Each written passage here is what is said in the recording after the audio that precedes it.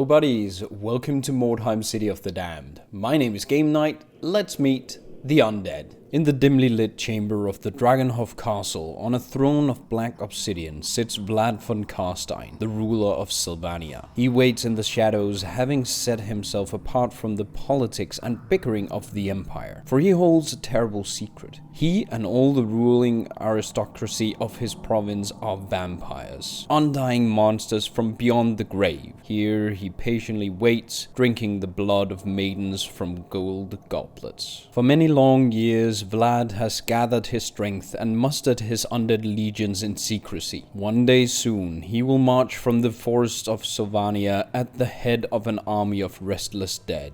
The pieces of magic stone that lies scattered among the ruins of Mordheim can give the Count the power to challenge the nobles of the Empire and enslave the men of the old world.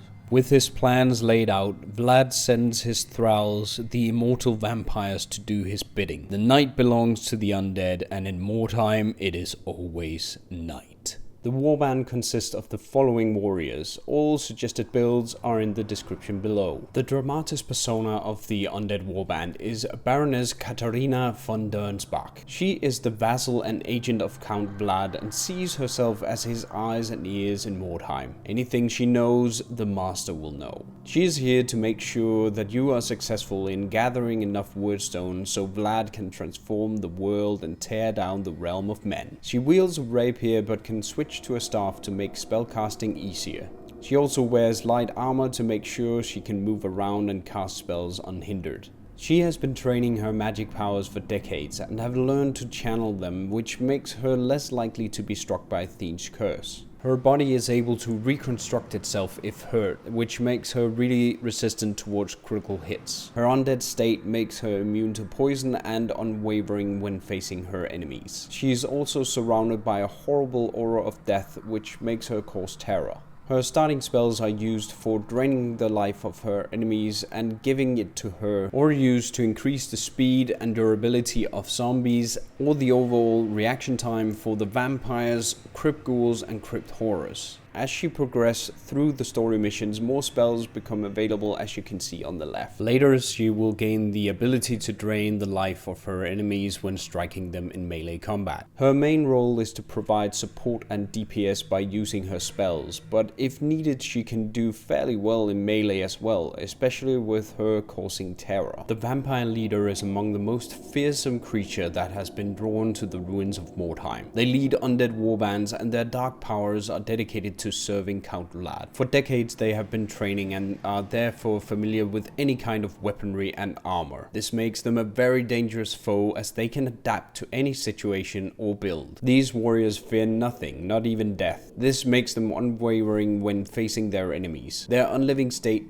makes them immune to poison and surrounds them with an aura of death that strikes terror into the hearts of their prey. Their primary role is to engage enemies in melee combat at the front line, but they can switch to a bow as well if a more entrenched position is taken. The Dreg hero are wretches that are recruited by vampires, becoming loyal servants in exchange for protection. They guard coffins during the day and venture into settlements where vampires might draw unwanted attention. These warriors are skilled with many weapons, be it melee or ranged, and any armor the warband can provide. They do tend to stick to their bows, as this makes them able to stay behind their vampire masters, always ready to offer up their own blood should the vampires need it. As they are used to being around the vampires and their minions, they are immune to the distinct stench of death that is in the air. Their role will usually be to support the warband with their great range skills, but they can also engage in melee if needed. The vampire Thrall is the most devoted servant of the vampires. They have been subdued by their charms and hypnotic powers. As newly created undead, they still lack the powers of their creator. They are, however, very proficient with all manner of weapons and armor. They are unwavering when fighting their sire's enemies, and as him they are immune to any poison effect. Their aura of death is not as strong as his though, so they only strike fear into their enemies' hearts. The vampire Thrall Thrall can take on the role of a frontline fighter or a ranged support warrior just as well, but utilizing her fear might be the wisest choice. The Necromancer is a wizard that have embraced the art of necromancy to gain power or to find a way to cheat death. Many of these men have been drawn into the service of the von Carsteins, where they are protected from the witch hunters that hunt them for their dark deeds. Despite being a wizard, the Necromancers are proficient with many weapons and armors,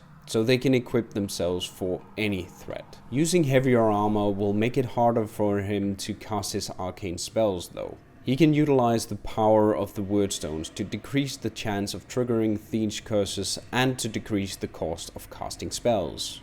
As they are used to being around the vampires and their minions, they are immune to the distinct stench of death that is in the air. His initial spell is a Rotten Touch that deals damage to anyone struck. If they are afflicted by the disease from the Ghoul, they take increased damage. He can learn even more spells to devastate his enemies or even to enhance his allies, as you can see here on the left. The role of the Necromancer is foremost to be a spellcaster, either offensive or as a support, but he can fill many roles with his selection of gear. Zombies are the simplest form of undead that can be created through necromancy and are the reanimated corpses of the recently dead. Without minds of their own, they are creatures that follow the will of their creator. They are only able to wield the simplest of weapons that don't require too much coordination. The same limitations are in effect for armor. Being a mindless zombie does bring some benefits, like being unwavering when facing their master's enemies and immunity to poison. It also means that should one fall in battle, the Warband won't be affected by morale loss. They do, however, not have any talents of their own and are feral, so they can't use consumables. The zombie is but a puppet of their masters and does not require pay in itself, but the upkeep is used for maintaining the bond and for making them stronger, though they will never be as skilled as a regular henchman. Then again, a regular henchman would also be able to suffer any injury inflicted upon them, where the rotting corpses ignores a lot of them. Instead, it has a higher chance of becoming dead, destroyed. The role of the zombie is to be a meat shield at the front of the fight, parrying enemy attacks with their crude weapons and absorbing blows. The ghouls are descendants of degenerate villagers that turned to cannibalism and necrophage during the Black Plague. Their unholy diet changed them, turning into grave-haunting fiends. They now prowl Mordheim searching for prey. They carry clubs and axes made from bones of their victims and are protected by only scraps of cloth. Once they have located a prey, they will pursue it relentlessly and only give up if they fall. This frenzy makes them unwavering in their pursuit for fresh meat. They are feral creatures that concerns themselves with only one thing, their next meal. Their claws and weapons are infected with all manner of diseases,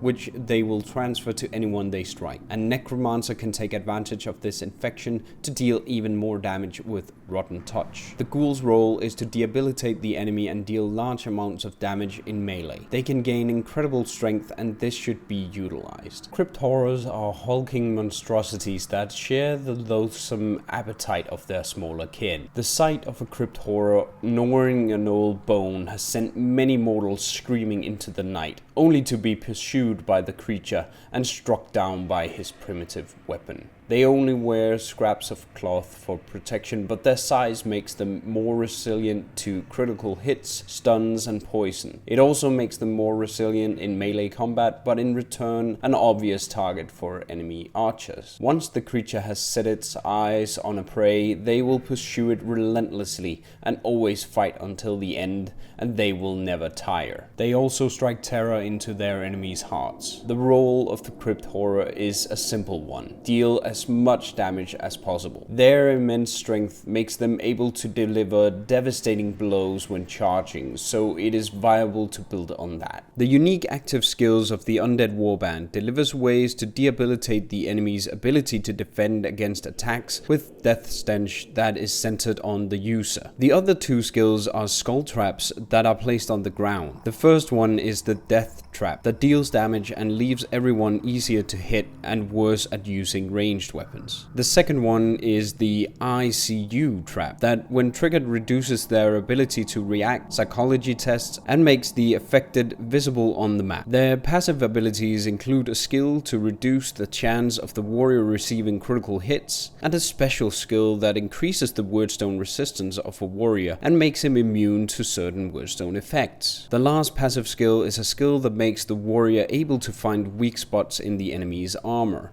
In conclusion, the Undead Warband is terrifying. They are the only warband that are able to field 2 terror-causing units, and the first of them are available from rank 1. This is a major pro in my book. That combined with the no morale loss meat shield zombies makes the warband really tough to handle. If you want to win, you will need to face their strongest warriors. On top of that, you can field a warband that is completely immune to poison, which means that a lot of the benefits warbands like the Skaven and the Cult of the Possessed have are gone. They do, however, not have any ranged support henchmen, which leaves them to use the heroes for that instead. Their henchmen are also unable to use any armor but cloth, which leaves them very vulnerable to enemy attacks, especially because zombies can't really dodge either, so they'll need to go the parry route, which is countered by a lot of warriors. The warband will rely heavily on their spellcaster to improve the henchmen or debilitate the enemy, which is dangerous business and won't be available until rank 4. And even then, the caster needs experience before he can really contribute. The warband can utilize hired swords that are destruction aligned, like the Poison Wind Globadier, who will fit nicely into this warband. Not only do they bring some much needed ranged firepower,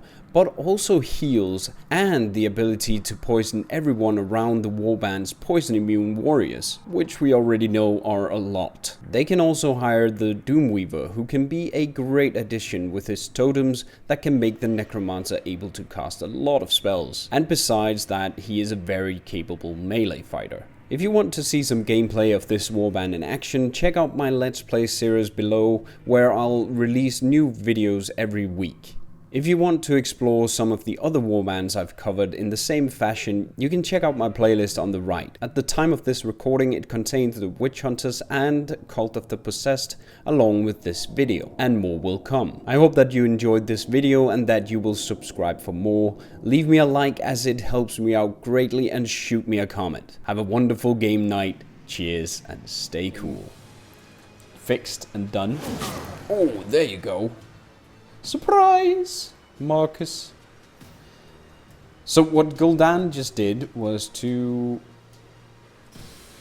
put a disease on him for 3 turns, which is going to be -3 dodge and parry. That is pretty awesome. But what it also does, it increases the damage output of Rotten Touch from him, as I did cover. Here we go. Henrik Vampur. It's gonna clobber this guy. And also the failed terror turn of our characters